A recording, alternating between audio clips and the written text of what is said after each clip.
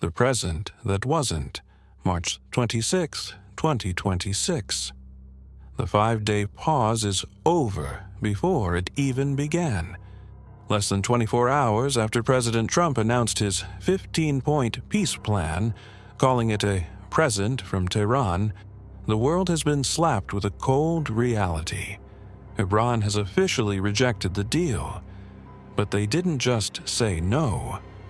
They issued a 5-point counter-demand that has sent shockwaves through the Pentagon. As we speak, Israeli jets are striking the heart of Tehran, and the Hormuz toll has been signed into law by the Iranian parliament. We are no longer talking about a negotiation. We are talking about a total regional lockdown. In this video, we are diving into the counteroffer, why Iran's 5 points are a non-starter for the U.S., the Tehran strike, details of the Israeli hit on the naval missile site, the 150 oil warning, why experts say even a ceasefire won't save your wallet now, the India Reprieve, why New Delhi just got a safe passage promise from the IRGC. The digital fog just got a lot darker.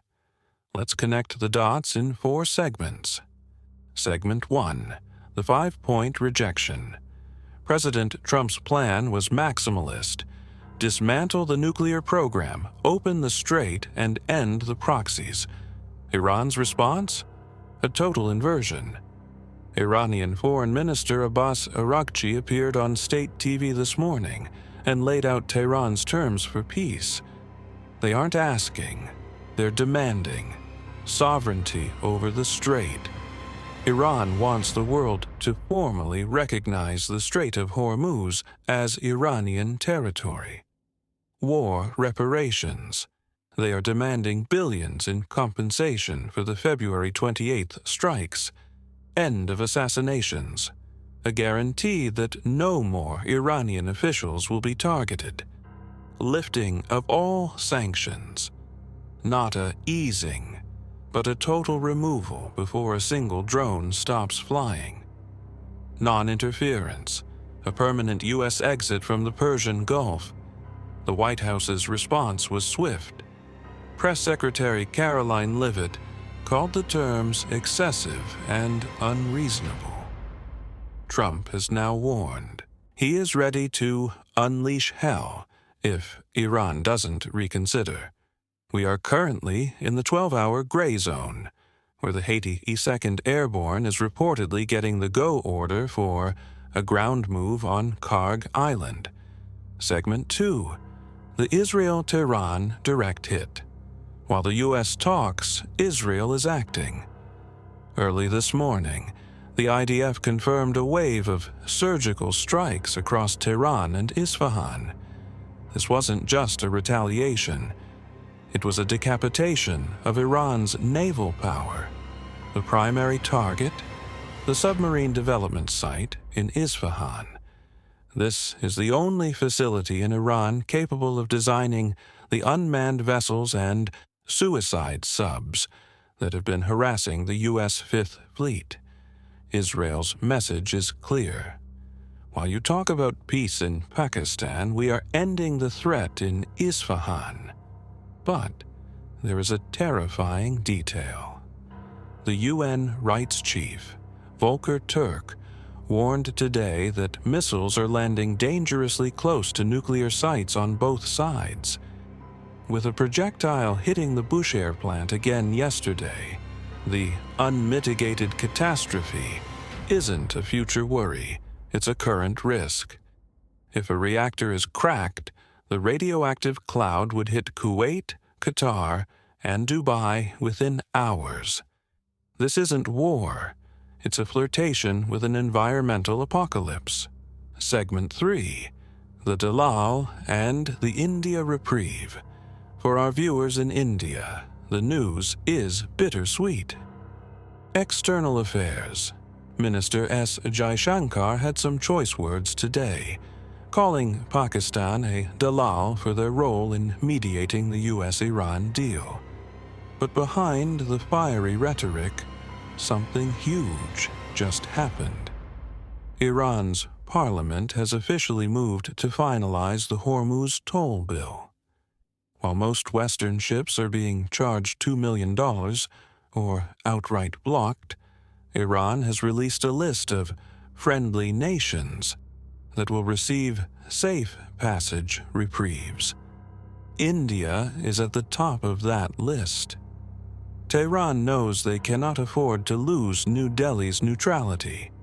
By exempting Indian tankers from the $2 million toll, they are trying to keep the LPG flowing to Indian kitchens.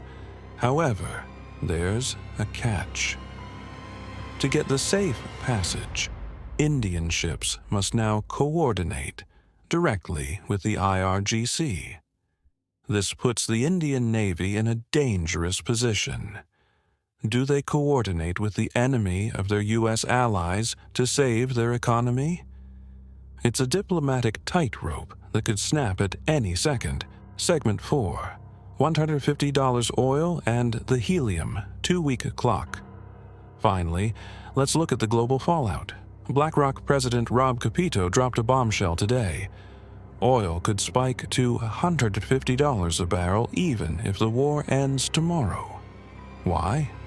Because the supply chains are so shattered that it will take a year to restore the flow. Australia has already dropped to a 49-day oil reserve, the lowest in their history.